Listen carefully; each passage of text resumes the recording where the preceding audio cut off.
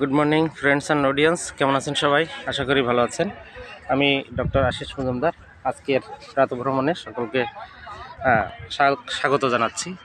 তো আমার প্রায় 3 কিলোমিটার দৌড়ানো হয়ে গেছে। এখন আমি একটু বসেছি রেস্ট নেওয়ার জন্য। দেখেন আস্তে আস্তে মানুষ সবাই চলে এসেছে। আজকে একটু কুয়াশা বেশি, ঠান্ডাও একটু বেশি, এই জন্য একটু কম, কিন্তু একটুক্ষণ পার হলেই দেখবেন মানুষ আস্তে আস্তে এখানে ভরে গেছে।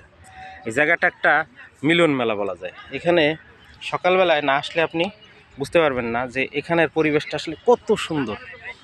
হ্যাঁ, শহরের প্রাণকেন্দ্র। হ্যাঁ, এই জায়গাতে মানুষ দূর দূরান্ত থেকেও ঢাকার ভিতরে যারা আছেন গাড়ি নিয়ে চলে আসেন সকালবেলা।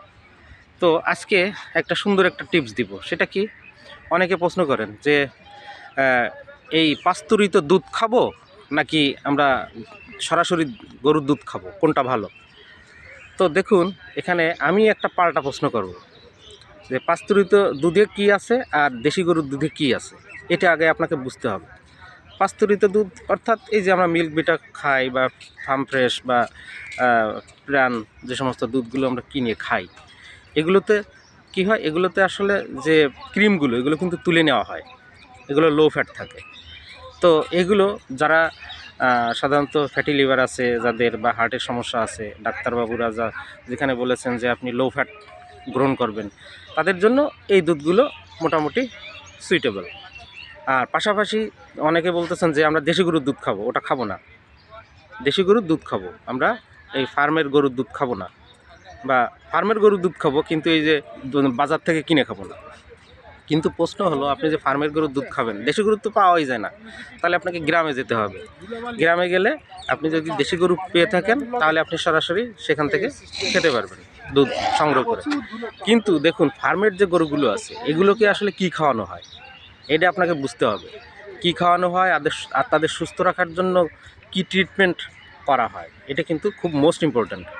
আমি এরকমও দেখেছি ফার্মের গরুর দুধ যাদের ফার্ম আছে ওরাই আমাকে বলেছেন যে আসলে গরুকে সুস্থ রাখতে হলে ওদেরকে আসলে খাবারের পাশাপাশি এক্সারসাইজ করাতে হয়, অনেক জায়গা নিয়ে ফার্ম করতে হয়। কিন্তু যেহেতু আমরা নির্দিষ্ট একটা গণ্ডির মধ্যে করে থাকি, এরা মাঝে মাঝে প্রায় অসুস্থ হয়ে যায়।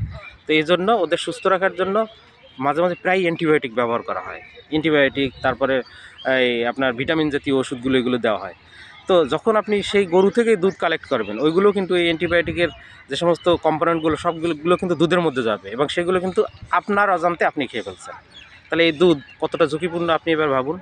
ওর থেকে মনে হয় আপনি বাজার থেকে যেসব দুধগুলো কিনে খাবেন, পাস্তুরিত দুধ, ওগুলো নিরাপদ বেশি। তো সিদ্ধান্ত আপনার। আর যদি গ্রাম থেকে সরাসরি দেশি গরু নিতে পারেন, মানে ইট ইজ দ্য বেস্ট। ঠিক আছে, তাহলে সিদ্ধান্ত আপনার কাছে থাকবে, আমি কোনো ওপিনিয়ন দিব না। যেটা আপনার কাছে ভালো মনে আপনি সেটাই করবেন। তো আজকের ভিডিও এখানে শেষ করব। সবাই ভালো থাকবেন। আজকের মতো বিদায় নিচ্ছি। শুভ সকাল।